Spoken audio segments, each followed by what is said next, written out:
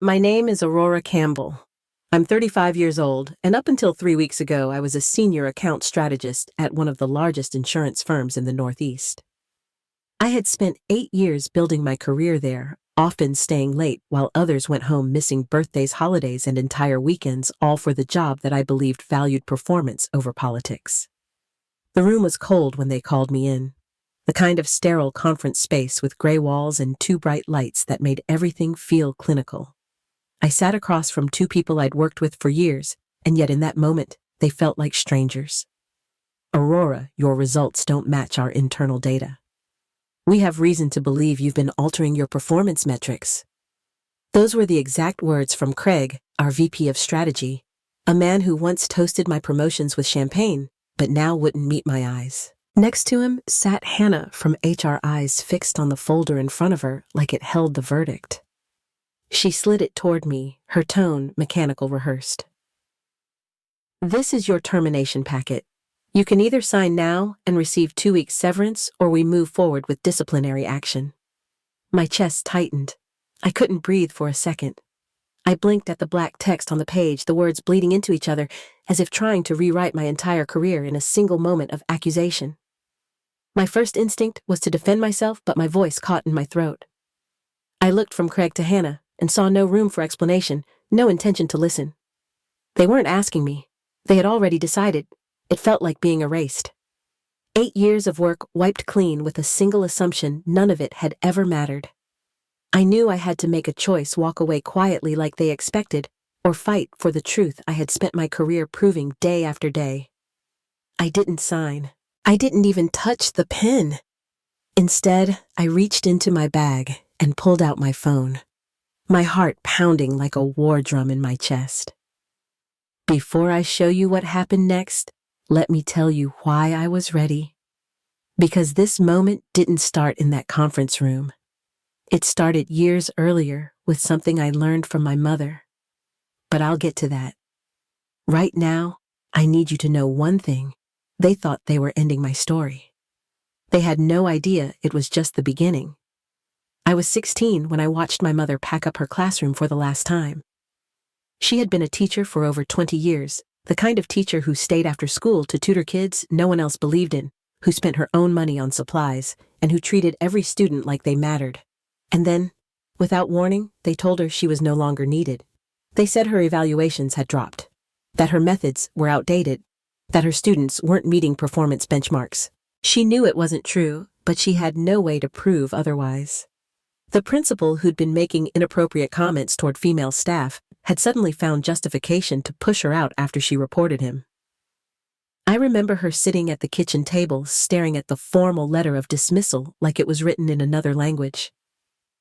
She kept saying she wished she'd kept copies of her lesson plans, her emails, and her evaluation notes. Anything that could prove what really happened. But she hadn't. Back then, you trusted the system, and it betrayed her. That summer changed me. It was the first time I realized how power doesn't always work in favor of the truth, and that being right means nothing if you can't prove it. I promised myself that if I ever found myself in a position where something didn't feel right, I'd be ready. So, when I got my first full-time job, I started keeping records. Nothing secret or dramatic. Just small things. I blindly copied important client emails to my personal account. I saved weekly reports with timestamps. I wrote notes after every major meeting. It was more out of habit than fear. But it was a habit built on something real. Over the years, it became part of my rhythm. No one ever noticed, and I never brought it up. I wasn't planning for a fight. I just knew I'd never be caught off guard like my mother had been. That quiet commitment to protecting myself, one that seemed excessive to some, became my safety net. When the accusations came, I didn't panic. I didn't need to scramble or reconstruct the past from memory. Everything I needed was already there, organized, labeled, and waiting quietly for its moment. A digital trail that told the story they tried to erase. People talk about revenge like it's loud and explosive, but sometimes it looks like a folder named backup. Weekly reports just sitting in your inbox doing nothing until it suddenly means everything. My mother lost her job because she trusted the wrong people and had no proof to back herself up. I wasn't going to make that mistake.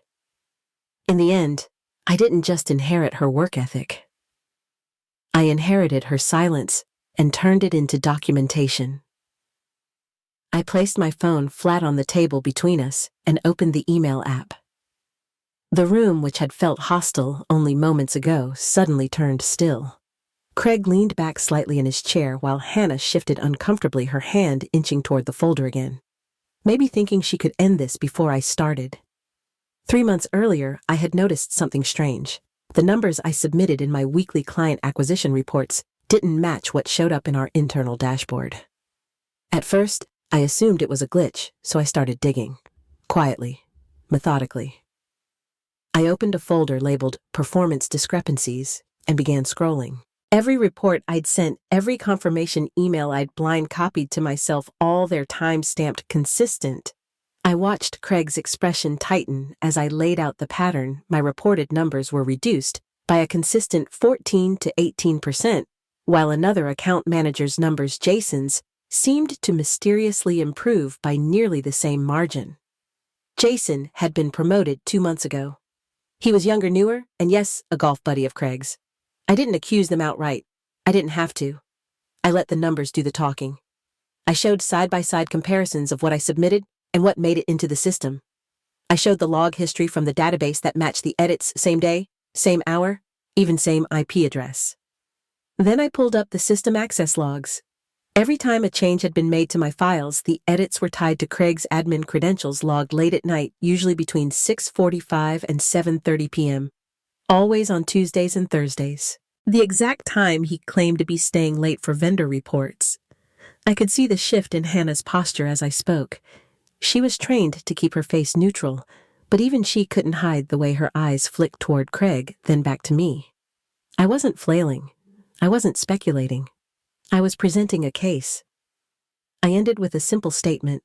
This is not a mistake. It's a deliberate manipulation of data to shift credit from one employee to another, and it didn't stop with me. I had emails from 2 other women in the department who noticed the same discrepancies. Their successes diminished while their male counterparts rose. I paused and let the silence expand. For the first time since I walked in, I felt in control. This wasn't a defense. It was a trial. And I had receipts. Craig's face had turned a shade paler. He knew what I knew.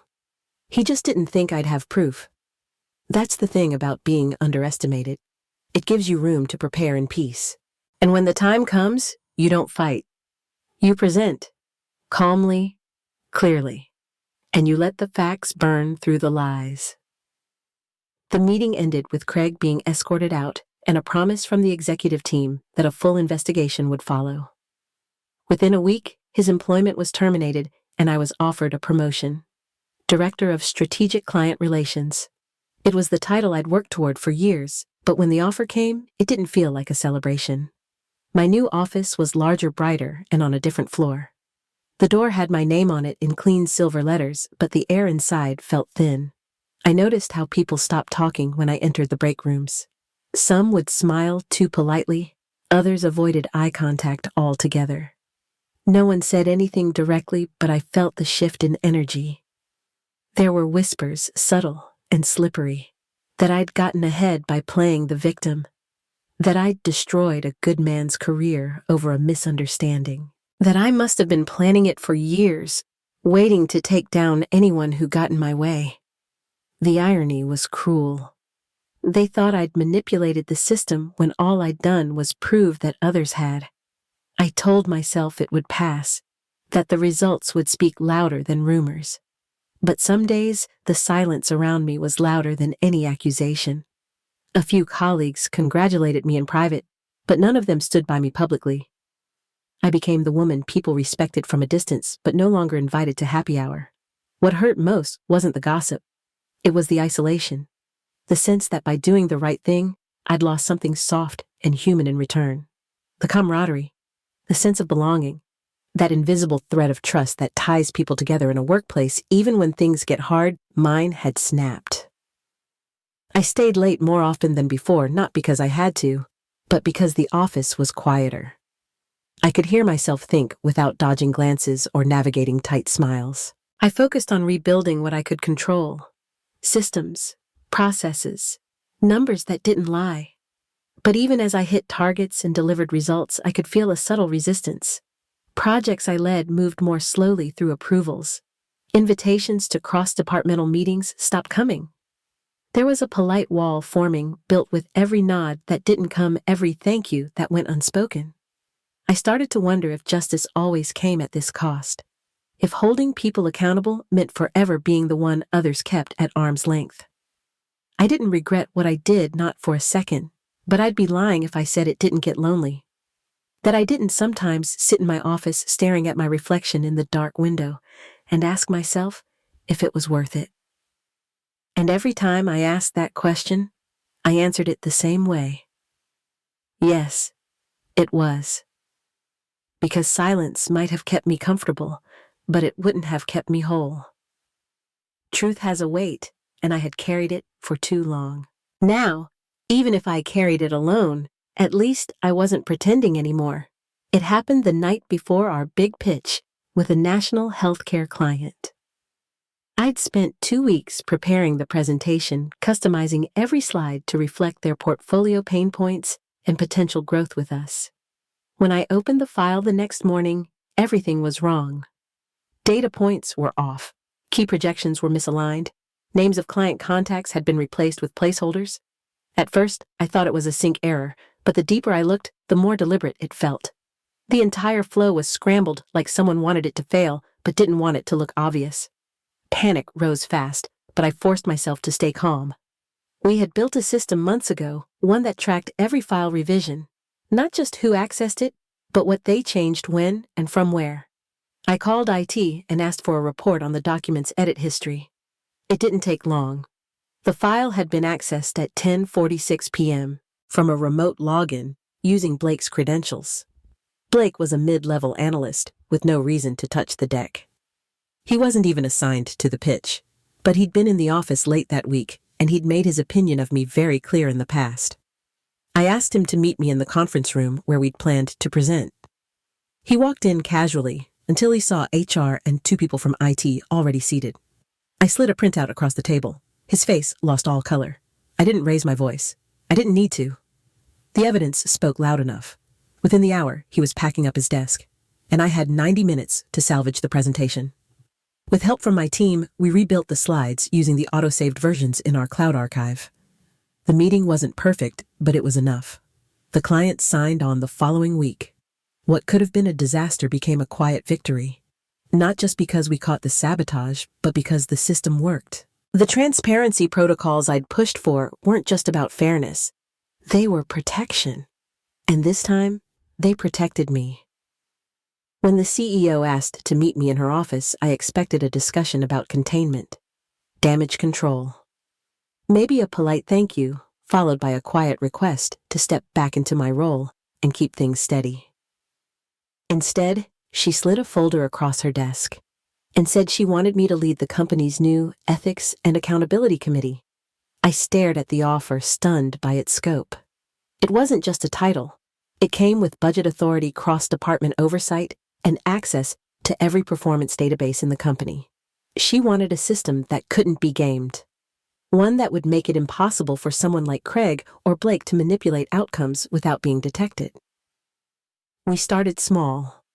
Daily metrics were time-stamped and backed up in a dual-server structure. Every adjustment required dual authorization, and any change triggered a notification to the affected employee. We implemented quarterly audits using anonymized data to detect patterns.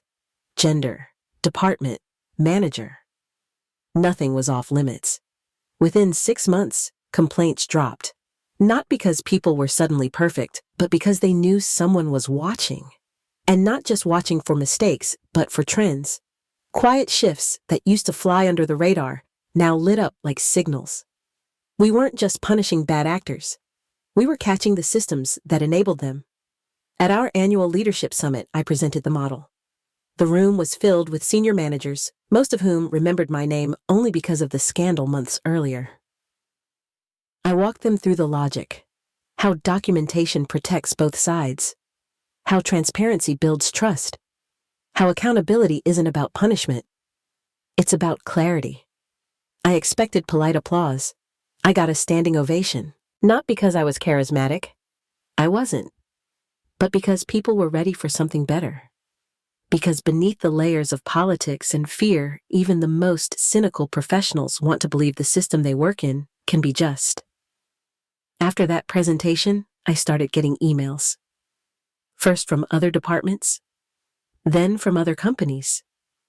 People asked how they could build similar systems. Some wanted advice. Others wanted a partnership. Within a year, 3 competitor firms had adopted core elements of our structure. It felt surreal. That a fight I never asked for, a battle I was forced into, had become a blueprint. My revenge had evolved. It was no longer about the people who tried to erase me. It was about making sure no one else had to build proof in the dark just to be believed. I realized something in those months. Justice doesn't feel like a spotlight moment. It feels like a process. Like a policy no one thinks about until it goes wrong. Like a system that quietly ensures no one gets to rewrite the truth just because they have power. I stopped thinking of myself as a whistleblower. I wasn't exposing secrets anymore. I was building infrastructure, designing safeguards, helping a company and maybe an industry grow up a little. There was one morning months later when I walked past a group of junior analysts in the break room. They didn't pause or whisper. They just smiled and nodded. One of them said they appreciated the new feedback system. It helped her feel like her work actually counted. It made her feel seen. And that's when I knew. The real win wasn't that Craig got fired. It wasn't even that I got promoted. The real win was that people who once felt invisible were finally being measured for what they didn't, who they knew. That's what revenge looks like when it grows up. Not a slam door, not a mic drop, but a blueprint. Quiet, steady, and impossible to erase. The email arrived late on a Thursday. The subject line read, "Inquiry regarding former employee." It was from a director of talent acquisition at a competing firm, someone I'd met briefly at a conference 6 months earlier. She wrote that they were considering Craig for a senior strategy position. His resume was impressive. His references spoke highly of him, but something in his interview had felt off. She asked off the record if there was anything she should know. For a moment, I just stared at the screen. My instincts surged fast and sharp. I could forward the reports, the access logs, and the findings from our internal audit. I could burn his chances of bouncing back, ensuring no other company would make the mistake of trusting him. That would feel good in a very human, very temporary way. But I closed the email and walked away from my desk. I needed to think clearly. This wasn't just about me anymore. I had built something that was supposed to rise above personal vengeance. If I let this moment reduce me to spite, what did that say about everything I'd fought for? The next morning, I brought the email to our legal team.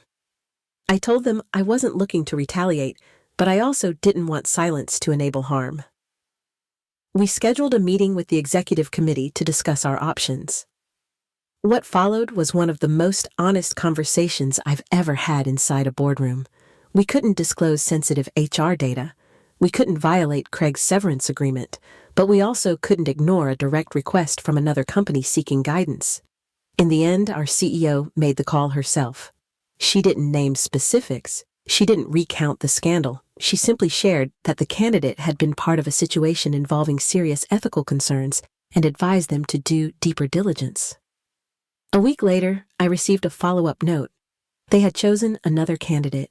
No details, no drama, just a quiet decision to walk away. I didn't feel triumphant. I felt relieved. Not because Craig was blocked, but because we had done the right thing without stooping low to do it. That moment reminded me why systems matter. Why should structure and principle carry more weight than emotion? It would have been easy to let my past pain steer the response. But justice isn't about vengeance. It's about prevention. And leadership, real leadership, means making the hard call even when no one is watching. I never heard from Craig again, and honestly, I didn't need to. That part of the story had ended. What mattered now was how I carried the values I had fought so hard to build, not just for myself, but for every person who ever sat silently through injustice, wondering if anyone would stand up. Not everyone celebrated the new system. Some resented the transparency. They said it turned the office into a surveillance zone, that we were monitoring people instead of trusting them. A few even joked behind my back that I had built a machine to control everyone. And when the jokes didn't land, the silence grew louder. People who used to greet me with warmth now nodded stiffly. Invitations to collaborate grew scarce. The room got colder, not literally, but in all the small ways that matter. I kept going, not because I was unaffected, but because I believed in what we were building. Some nights, though, I sat at my desk long after everyone left, staring at the reflection in the dark window, and wondering if this loneliness was permanent. Then one morning, Imani from estate planning knocked on my office door. She looked nervous, like she was carrying something heavy. I waved her in, and she sat down across from me with a folder in hand. Inside was a report showing her department had quietly landed 3 major clients in the last quarter. She smiled and said she thought I should know. She told me that for years her numbers never matched the work she did. Those promotions passed her by, and she started to question if it was her, if maybe she wasn't as good as she thought. But now with the new system, her work spoke for itself. She had finally been promoted last month. No politics, no whispering, just data. I thanked her for telling me, and after she left, I sat still for a long time. It was the first time in months that I felt something thaw inside me. That moment didn't erase the hard parts, the pushback, the doubts, but it gave me something I hadn't realized I needed: proof that it was working for the right people. Over the next few weeks, other small things started to change. A younger analyst stopped me in the hall to say she felt safer asking for feedback now. Another manager forwarded a note from a client who praised our transparency as a reason they chose us over a competitor. These weren't sweeping victories. They were quiet affirmations. I held on to them like little lights. Because that's what this was always about. Not burning anything down, but lighting a path forward. One where people didn't have to prove their worth through politics or proximity to power. One where your effort counts, even if no one clapped. Eventually, the noise died down. The skeptics moved on or adapted, or quietly benefited from the system they once criticized. Emmy, I found peace. Not the kind that comes from being liked or even understood, but the deeper kind. The kind that grows when you know your work has made someone else's path a little clearer. So when people ask if it was worth it, I think of Imani. I think of the quiet confidence in her eyes when she said thank you. I think of all the times I almost gave up. And then I remember that change never arrives with fanfare. It moves slowly, reshaping things in silence. And when it settles, what's left is stronger than before. More honest, more fair, and absolutely worth every step it took to get there. If you're in a place right now where something feels off, where your work isn't being recognized, where someone is rewriting your truth behind closed doors, I want you to hear me clearly. Document everything. Trust your instincts. Keep the emails. Save the notes. You don't have to be paranoid. You just have to be prepared. Because when the moment comes, and it will, you'll want more than just your word. You'll want your receipts. You'll want to show up not begging to be believed, but calmly, confidently laying out the facts. That's how change begins. Not in shouting, but in clarity. Not in revenge, but in structure. Build a system they can't rig, and if there isn't one yet, start designing it. One file, one conversation, one policy at a time. You don't have to tear down the world to make it better. You just have to make sure it can't be twisted quietly behind your back. If this story resonated with you, share it with someone who needs to hear it. Leave a comment about your own experience. I read every single one. And if you believe in transparency and accountability in building workplaces where integrity matters, then subscribe. Because this conversation doesn't end here, and your voice is part of it.